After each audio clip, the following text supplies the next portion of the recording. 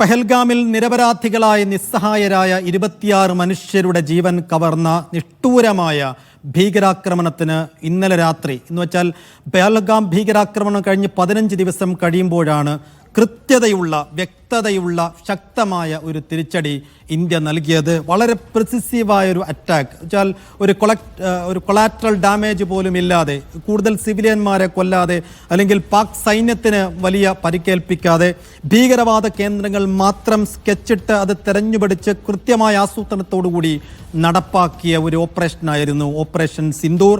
ഇന്നലെ പുലർച്ചെ 1:05 മുതൽ 1:30 വരെ നീളുന്ന ആ 25 മിനിറ്റ് പാകിസ്ഥാനിലെ ഭീകരവാദ കേന്ദ്രങ്ങൾക്ക് എത്ര വലിയ നാശനഷ്ടങ്ങളും തിരിച്ചടിയും ആഘാതവുമാണ് ഉണ്ടാക്കിയത് എന്ന് ഒരിക്കൽ കൂടി അതിൻ്റെ വിഷ്വൽ സഹായത്തോടെ, ഗ്രാഫിക്കൽ സഹായത്തോടു കൂടി വിശദീകരിക്കുകയാണ് നമ്മൾ.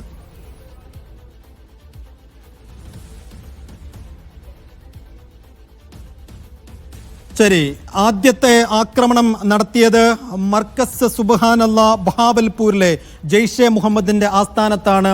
ആദ്യം മിസൈൽ ചെന്നു പതിക്കുന്നത് മസൂദ് അസറിന്റെ താവളമാണ്. ജെയ്ഷെ മുഹമ്മദിന്റെ സ്ഥാപകനായ മസൂദ് അസറിന് തന്നെയാണ് ഈ ഓപ്പറേഷൻ സിന്ദൂരിൽ ഏറ്റവും വലിയ തിരിച്ചടി നേരിട്ടതും ഏറ്റവും വലിയ തോൽവി നേരിട്ടതും ഏറ്റവും വലിയ ആഘാതമുണ്ടാക്കിയതും ജെയ്ഷെ മുഹമ്മദ് എന്ന ഭീകരവാദ പ്രസ്ഥാനത്തിനുമൊപ്പം അതിൻ്റെ തലവൻ മസൂദ് അസറിനുമാണ്.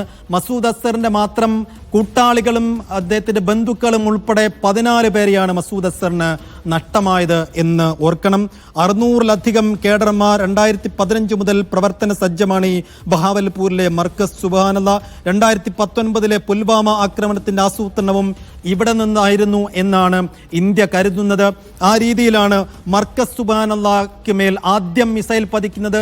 പൂർണ്ണമായും ആ സ്ഥാപനം, ആ കേന്ദ്രം തകർക്കാൻ കഴിഞ്ഞു എന്നാണ് സേന രാവിലെ വിശദീകരിച്ചത്. അങ്ങനെ മസൂദ് അസറിന് വലിയ തോതിലുള്ള ഒരു നഷ്ടവും തിരിച്ചടിയും ഉണ്ടാക്കുന്ന രീതിയിലേക്ക് ആക്രമണം മാറുകയായിരുന്നു.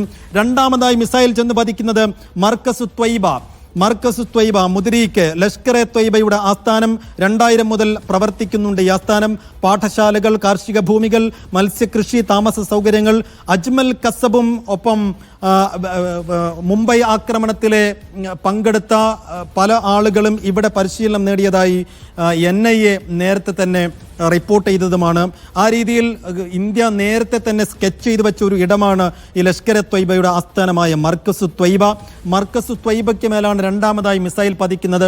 അവിടെ എത്ര കണ്ട് ആൾനാശമുണ്ടാക്കുന്നതിൻ്റെ ഒരു കൃത്യമായ വിവരങ്ങൾ നമുക്കില്ല എങ്കിൽ കൂടിയും ആ ആസ്ഥാനം പൂർണ്ണമായും തകർക്കാൻ കഴിഞ്ഞിരിക്കുന്നു എന്ന് തന്നെയാണ് സേന രാവിലെ വിശദീകരിച്ചത്. മൂന്നാമതായി മിസൈൽ ചെന്ന് പതിക്കുന്നത് തഹ്റ കലാൻ, ജെയ്ഷെ മുഹമ്മദിന്റെ ലോഞ്ചിങ് പാഡായ സർജാലിലെ തഹ്റ കലാൻ എന്ന കെട്ടിടത്തിന് മുകളിലേക്കാണ്. അന്താരാഷ്ട്ര അതിർത്തിയിൽ നിന്ന് 6 കിലോമീറ്റർ അകലെയാണ് ഈ സർജാലുള്ളത്, തഹ്റ കലാനുള്ളത്. നുഴഞ്ഞു കയറ്റത്തിനുള്ള ഏറ്റവും വലിയ പരിശീലനം നൽകുന്നതും നുഴഞ്ഞു കയറ്റക്കാരുടെ ഏറ്റവും വലിയ താവളവും ഇതാണ് എന്ന് നേരത്തെ ഇന്ത്യ കണ്ടെത്തിയതാണ്. ഇന്ത്യൻ സൈന്യം അടക്കം കണ്ടെത്തിയതാണ്. നേരത്തെ തന്നെ സ്കെച്ചിട്ട് വെച്ചൊരു കേന്ദ്രമാണിത്.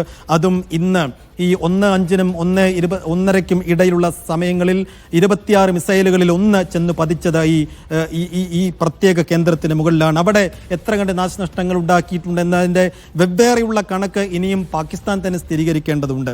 നാലാമതായി മിസൈൽ ചെന്ന് പതിക്കുന്നത് മെഹ്മൂന ജോയ സിയാൽകോട്ടിലെ ഹിസ്ബുൽ മുജാഹിദ്ദീൻ താവളത്തിലാണ്.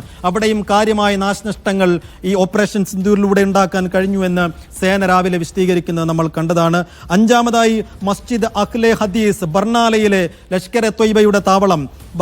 ലഷ്കർ എ ത്വയ്ബയുടെ ഏറ്റവും പ്രധാനപ്പെട്ട താവളങ്ങളിലൊന്നായ, പരിശീലന കേന്ദ്രങ്ങളിലൊന്നായ ബർണാലയിലെ മസ്ജിദ് അഖ്ലെ ഹദീസ്, പാക് ഒക്കുപൈഡ് കാശ്മീരിലാണ് ഈ ബർണാല സ്ഥിതി ചെയ്യുന്നത്. അവിടെയാണ് അഞ്ചാമതായി മിസൈൽ ചെന്ന് പതിച്ചത്. അവിടെയും കാര്യമായ നാശനഷ്ടങ്ങൾ ഉണ്ടാക്കാൻ കഴിഞ്ഞുവെന്ന് സേന രാവിലെ സൈന്യം വിശദീകരിക്കുകയുണ്ടായി. പിന്നീട് ആറാമതായി വലിയ നാശനഷ്ടങ്ങൾ ഉണ്ടായ ഒരിടം കോട്ട്ലിയിലെ ജെയ്ഷെ മുഹമ്മദിന്റെ തന്നെ മറ്റൊരു താവളമായ കോട്ട്ലിയിലെ മസ്ജിദ് അബ്ബാസ് ആണ്.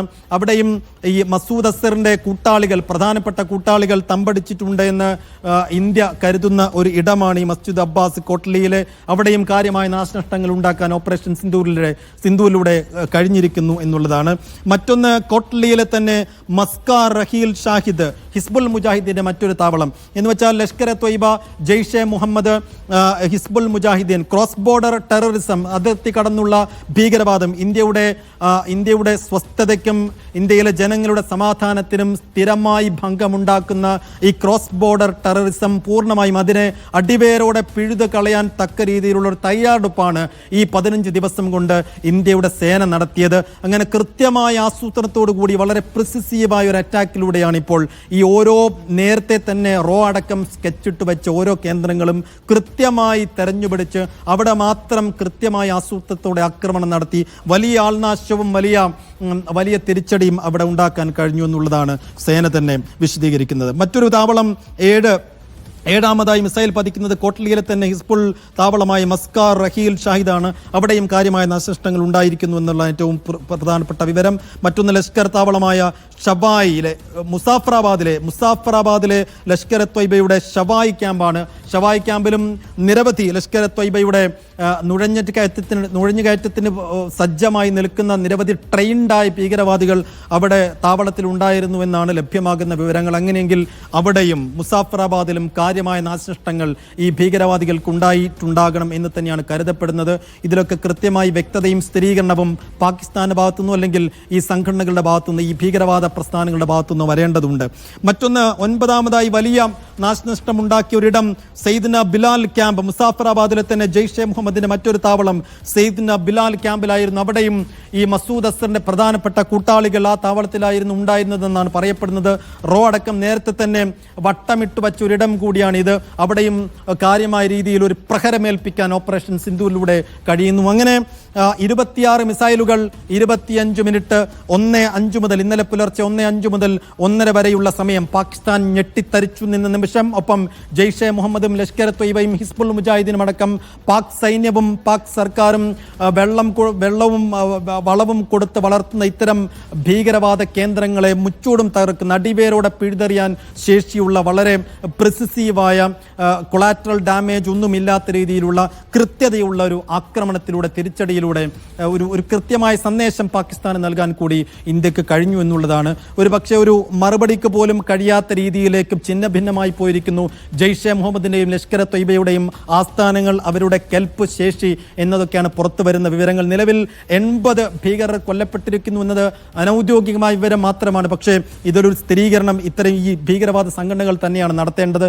100-ലധികം പേർ കൊല്ലപ്പെട്ടിരിക്കുന്നു എന്നുള്ള വിവരങ്ങൾ അനൌദ്യോഗികമായി വരുന്നുണ്ട്. എത്ര വലിയ ഇമ്പാക്റ്റ് ഉള്ള ഒരു ആക്രമണവും ഓപ്പറേഷനുമാണ് ഇന്ത്യ നടത്തിയത് എന്നതിൻ്റെ കൃത്യമായ വിവരങ്ങൾ വരും മണിക്കൂറുകളിലും വരും ദിവസങ്ങളിലും മാത്രമേ വരികയുള്ളൂ. എന്തായാലും പഹൽഗാമിലെ ഭീകരാക്രമണം കഴിഞ്ഞ് 15 ദിവസമെടുത്ത് കൃത്യമായ ആസൂത്രണത്തിലൂടെ പ്ലാനിങ്ങിലൂടെ ഒരു വ്യക്തമായ തിരിച്ചടി നൽകാൻ ഇന്ത്യക്ക് സാധിച്ചിരിക്കുന്നു എന്നുള്ളത് തന്നെയാണ് ഈ സമയത്തെ പ്രസക്തമാക്കുന്നത്. ഇടവേള കഴിഞ്ഞ് ഈ വാർത്തയിലേക്കും മറ്റു വാർത്തകളിലേക്കും മടങ്ങി വരാം.